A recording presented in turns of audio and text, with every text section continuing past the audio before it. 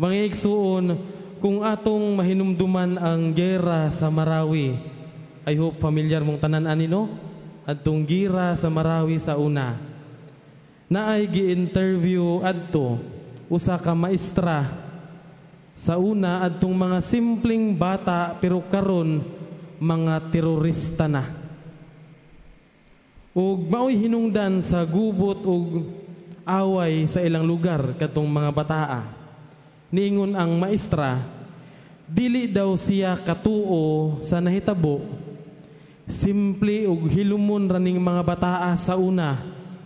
Nakuratan ang maestra kay ang mga buutan ug hilumon nga mga bata sa una, ang mga Mauti brothers. Sila ang hinungdan sa pagguba sa ilang lugar ug pagkamatay sa daghang mga tao. Wa katuo ang maestra. Mga igsoon, part na siguro sa mystery of our existence ang ning-ani nga realidad na agyoy mga tao nga dautan. Nga sa una buutan pero karon dautan na. Tinuod dili. Diba? Tinuod. Pero ang pangutana, natural bagyod nga kitang mga tao na ay bad side? Or na ay kabahin sa atong pagkatao nga dautan jud ta. Wa may pili ning pagkadautan tingali. Or basin natakdan rata sa mga dautang tao sa atong katilingban o sa atong mga silingan. Mga igsoon, is evil inherent to humanity? Pero og ning ani man gani ta, nganong sa libro sa Henesis, kung kinsay tigbasa og Biblia ani, sure ko tigbasa man mo, kay tigsimba gud mo. Sa libro sa Henesis nag-ingon, we are all created in the image and likeness of God. Ang Ginoo buutan, dili dautan. Dili harsh ang Ginoo. Pero nganong kitang mga tao, dali man ta kaayo makapasakit sa ubang tao. O kita gibuhat sama sa kinaiya sa Ginoo nga maayo og buutan. Nganong naa pa may mga tao nga daghang mga tao nga kusog gihapon manglibak. Kung kita gihimo sa kinaiya sa Ginoo nga maayo og buutan, nganong daghan pagyapong tao karon nga kusog gihapon manaot sa ubang tao. Mga igsuon, kaning mga pangutanaa, matubag nato kini sa ebanghelyo nato karon. Niingon ang Ginoo, ang natural order. The original plan willed by God is to create a peaceful, loving, and caring world. Mao bitaw nagsabwag siyag mga maayong binhi o liso aron maayo pod ang mutubo niini. Buot pasabot ani, kitang tanan na ay capacity to be good. And that is our core. Kitang tanan na ay capacity to be good. And that is our core. Pero niabot ang kaaway, niabot ang dautan. Nagsabuag pud og mga dautan og dili maayo nga mga binhi og liso. Nanubo kini og maoy hinungdan nga ang mga maayong binhi na angin or natapo sa mga dautan ug sa mga sagbot. Mga igsoon, dili man ni about sa dautan or maayo or about sa naapektuhan ta or naangin ta sa mga dautan.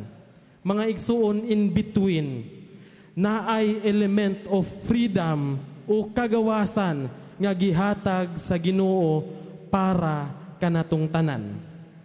Ang pagkamaayo, ang pagkadautan, wala nagdepende lamang sa Ginoo.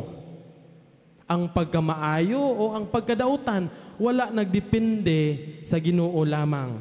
Nagdepende ni sa atong pagpili. Kung gusto natong mamahimong dautan, kung gusto natong mamahimong maayong tao, nagdepende kini sa atong adlaw-adlaw nga kinabuhi o gibuhat or mga desisyon sa atong kinabuhi.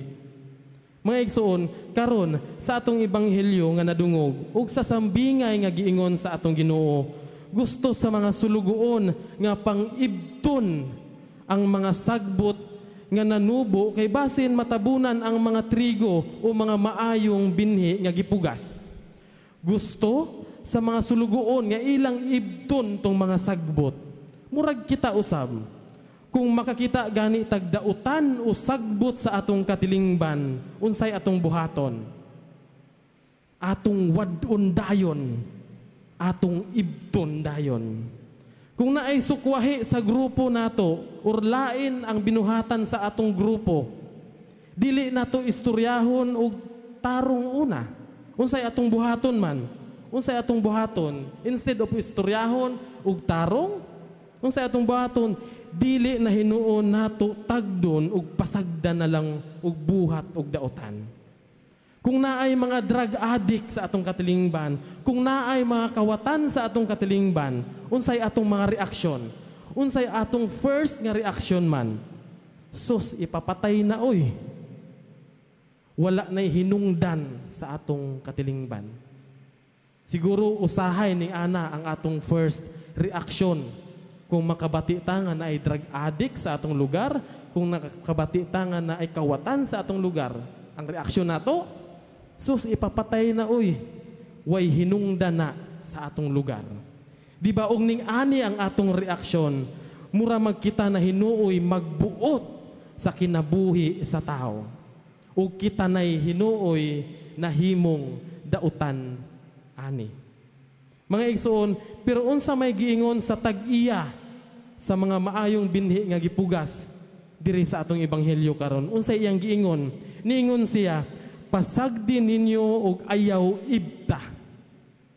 Pasagdi nga sila mutubo. Unsa may naa sa una-huna sa tag-iya ani? Una, mga igsuon, the master or ang tag-iya knew that the wheat would survive in spite of the presence of the weeds. Ang mga maayong binhi o ang mga trigo, makalahutay taliwala sa mga dautan o sa mga sagbot. Mga igsuon, ug naa na gani tay mga daotang gipangbuhat, ani matest ang atong tinuod nga karakter. Ug tungod ani, mugawa sa atong unahuna og kasing-kasing ang mga maayo ug angay natong buhaton. Ikaduha, mao ni ang crucial. The master, ang tag-iya, knew how difficult it is to distinguish between the wheat and the weeds. Inigtubo aning mga tanuma, maglisod tag-distinguish asa tong maayong tanom o binhi ug asa tong mga dautan o sagbot. They look so much alike. Sama nato karon dinhi.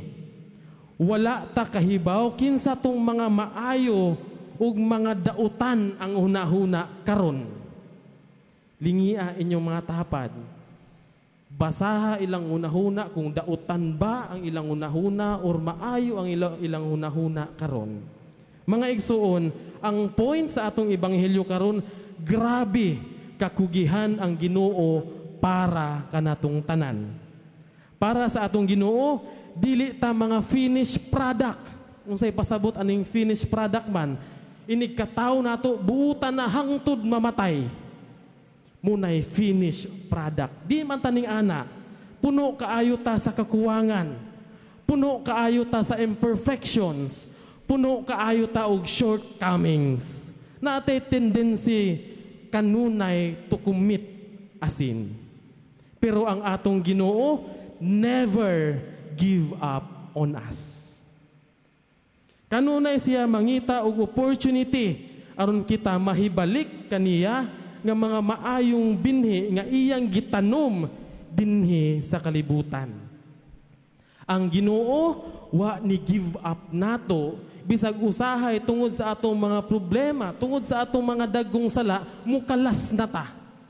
Mubuhi na ta sa Ginoo, pero ang Ginoo never give up on us. Munang mga igsuon, palihog kog lingi sa inyong mga tapad. Lingi palihog, kay basig natulala na ba? Lingi inyong mga tapad, og ingna, Bye, sister, brother, never give up.